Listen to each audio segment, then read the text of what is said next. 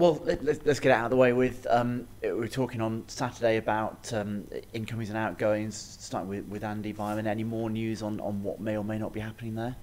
No, it's nothing's definite. So until I've had the green light and everything's signed and done, then yeah, I don't want to finalise anything on that aspect. But it's quite possible, quite likely. Yeah. And for him, he has struggled for game time recently. Is that a case of maybe not quite fitting into the way you want to play in terms of the willingness to maybe let him go?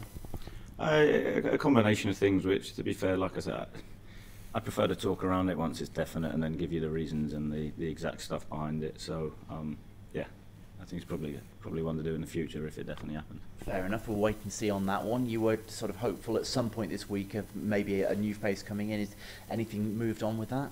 Yeah, very close, very close. Hoping by the end of today we'll have some news for you. So, again, until it's signed, sealed, delivered in this industry, as you know, things can change, things can fall through last minute. So, I'm very much on that one as well until it's 100%. Yeah, that's all I can really say is that we're very, very close, and hopefully by the end of today we'll have some news.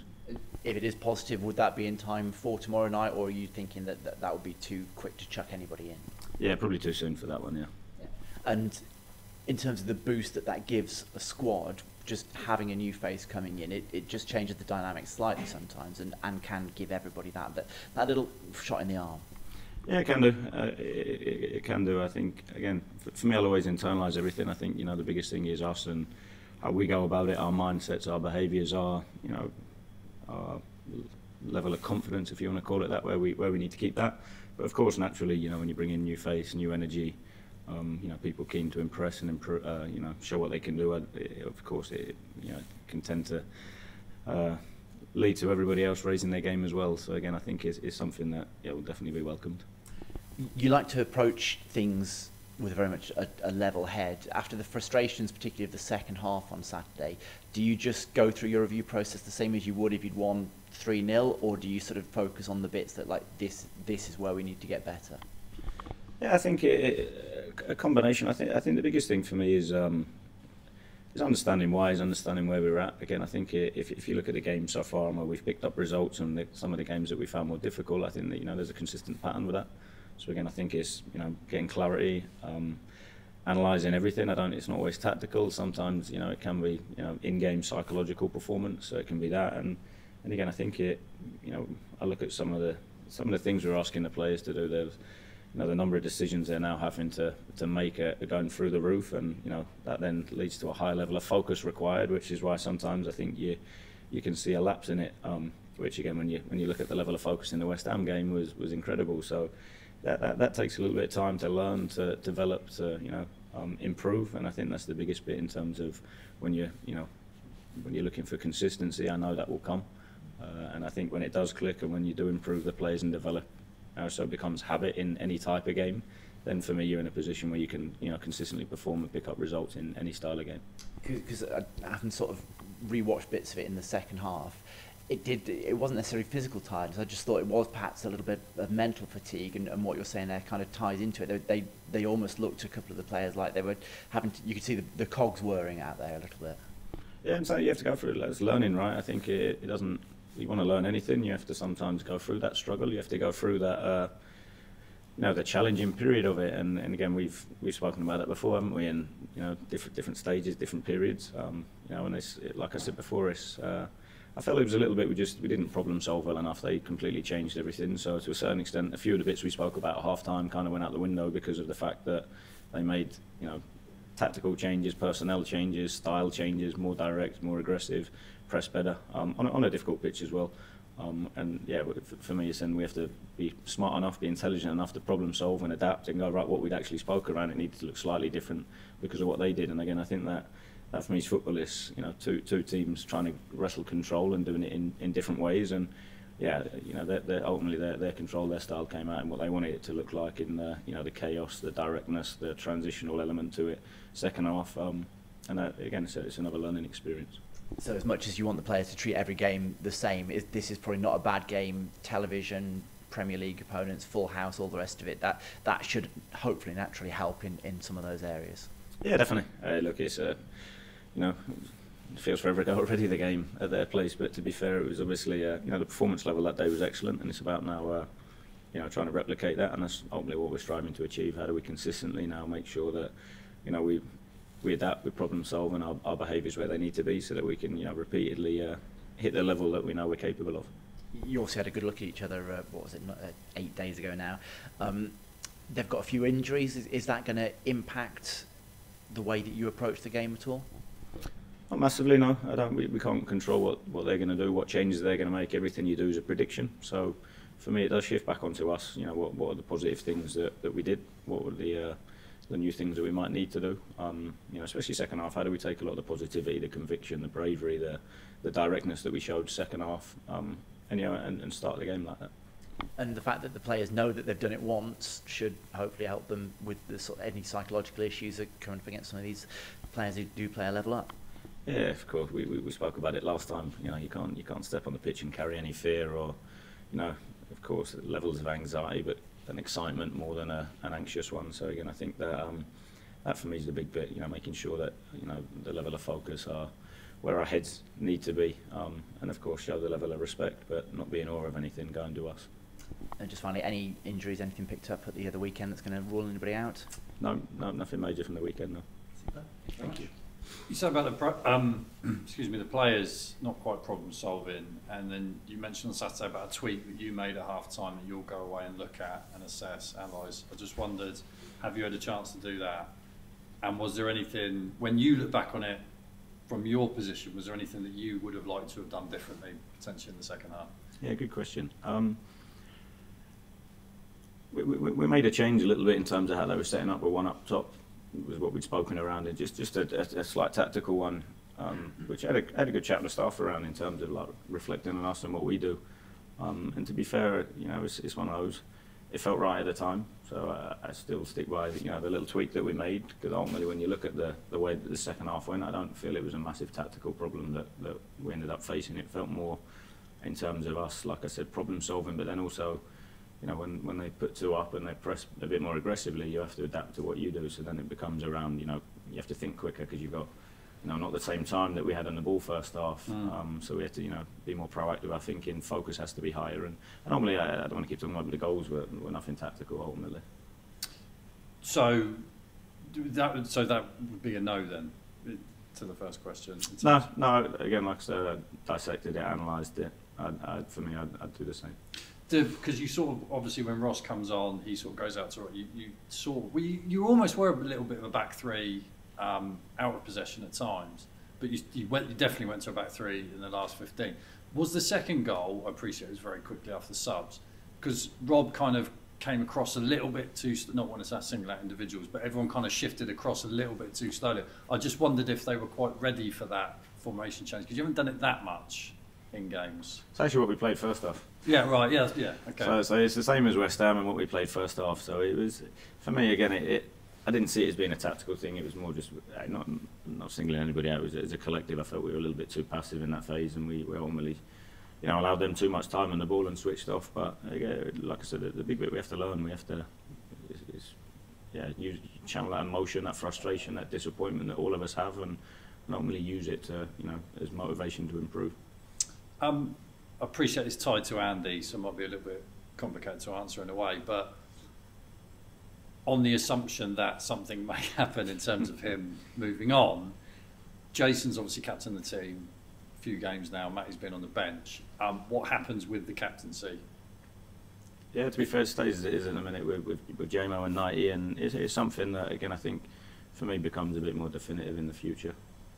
How do you think he's kind of taken to the captaincy, Jason? Because there's a lot of, I guess sometimes we could be in football guilty of over placing too much emphasis on the captaincy. I don't know where you stand on that. Do you think we place too much? Is it important or isn't it important?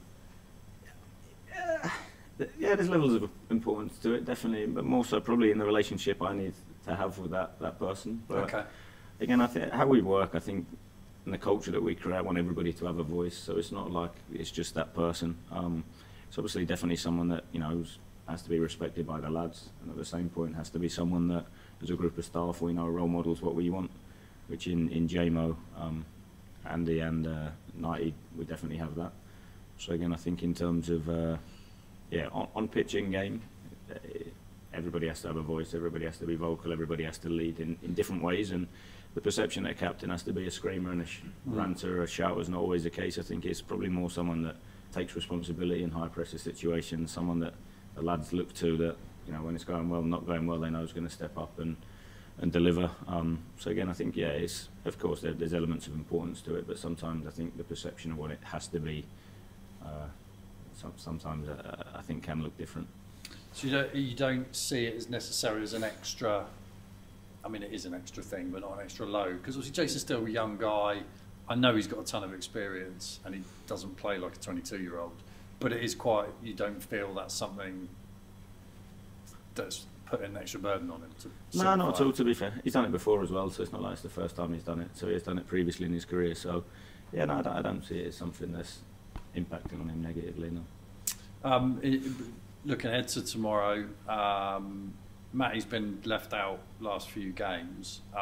What was kind of because previous to that, he's almost been, I know no one's an automatic, but he's been a regular presence in the midfield. I just wondered, I know Joe's form probably comes into that as well. I just wondered if you could sort of share the decision making behind that, because I think a few of us expect him to start at West Ham just because of his experience and the occasion.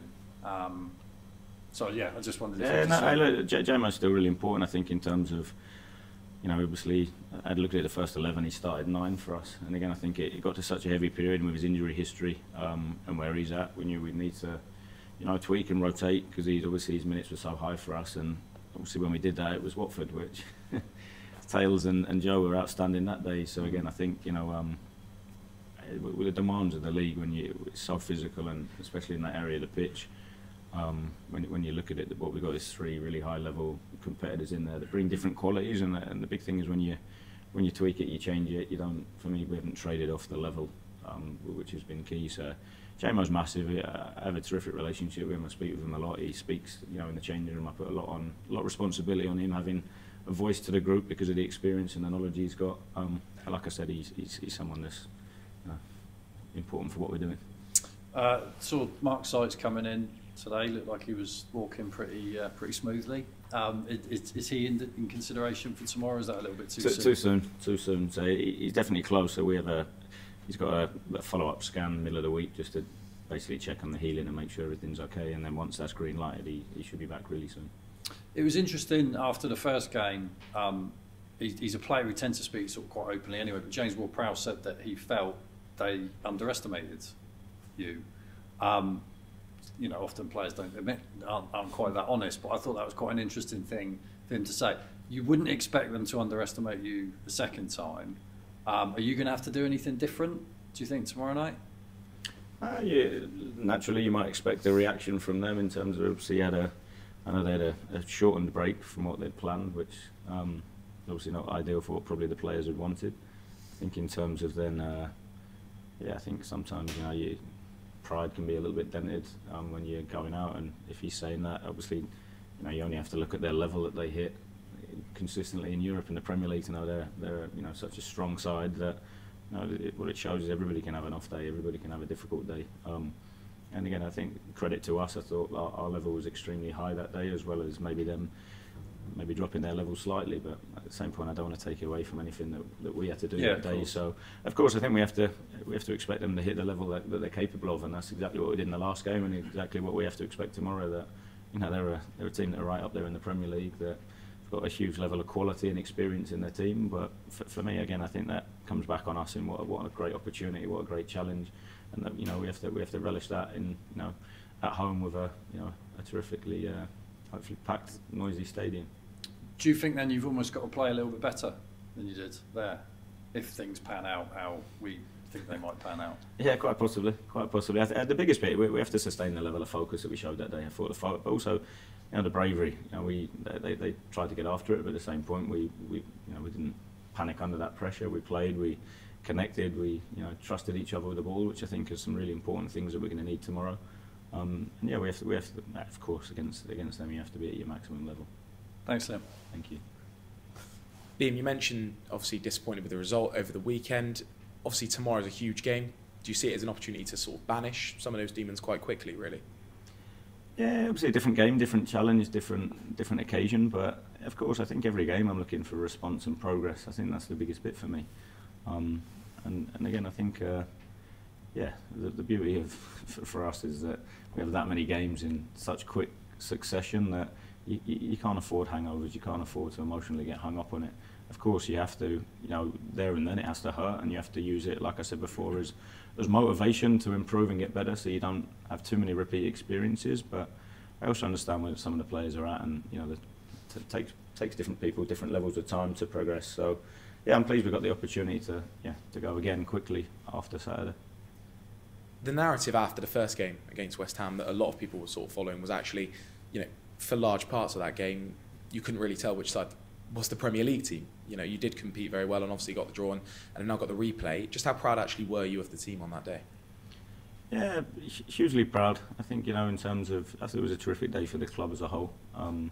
But again, the players, I thought, you see it so often, don't you?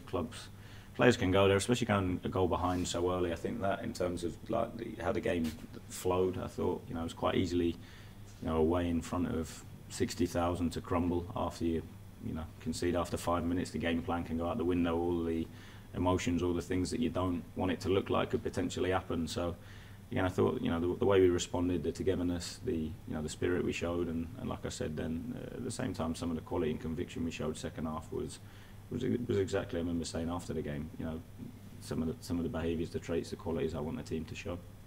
And what did you say to the players after that match? And also, what are you going to say to them ahead of the game tomorrow? Yeah, like I said, it was a while ago now, but I think the big bit for me was around taking the belief, knowing that we can hit that level, and then the challenge is, can you do it across so many games, which for me is the hardest bit, and that's why people will get bored about behaviours and talking about them, but they're the bits that underpin it. We can do all the tactical work and tactical understanding, but like I keep saying, if you're not brave enough, or if you don't have the discipline to repeatedly do it, or you switch off for a second, I think that's the biggest bit. When you go and play against the Premier League side, you switch off for half a second, you're 2-3 metres in the wrong position. The lower you drop down the Football League, sometimes you get away with it, or you don't get exposed as much. So again, I think that's the big bit for me. I think we've shown we can do it now. Let's try and hit that level consistently. We spoke. Obviously, we heard you after the game at West Ham, where there was over 9,000 City fans there. You praised them for the noise they made the entire time. It's going to be packed tomorrow as well. Some people will probably be thinking, actually, we've got a chance of getting the result here, getting the win, because of how well you performed in that first game. What's your message to the supporters? Same again. I'm not on social media, but the Ryan in the social media department showed me the video that went viral, and it was a special moment. That seeing the fans bounce around like that was incredible. So hopefully we can get a few more doing it tomorrow night.